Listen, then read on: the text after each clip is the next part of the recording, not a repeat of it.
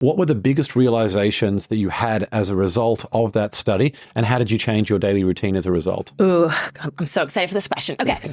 So the coolest thing about the study, James, was that in interviewing over 10,000 people, it was very clear there was like 98% of the study was one kind of person. And then there was this 2% group that sort of rose cream to the top above everybody else.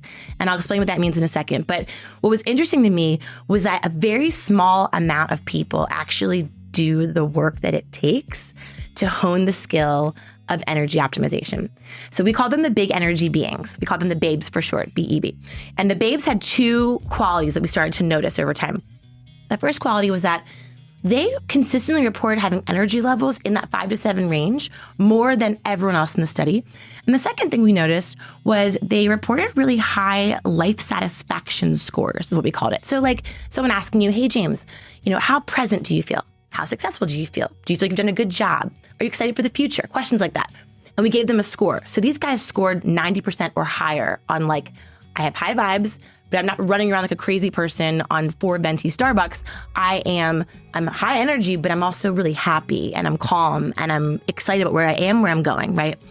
So we really studied this group in particular. Like, what are they doing that the rest of us aren't? First thing that we noticed is that they did not really use 2 genres of language that the rest of the study used.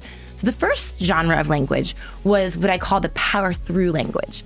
This is like the hustle, suck it up, keep swimming, like all the sort of hustle culture, go bro kind of language.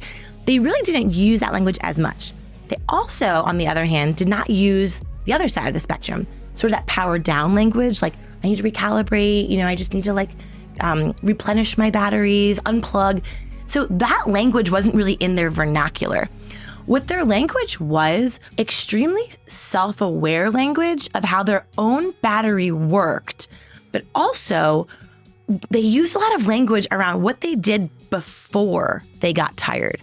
So instead of recharging, they were really all about pre-charging. They were about the charge before the high stakes moment, before the Saturday you want to be present with your kids. They were all about, before I go in there, and I know it's going to be a lift, how do I make sure that I can source and create an energetic state where I can be my best for the ones that I care about the most in this moment?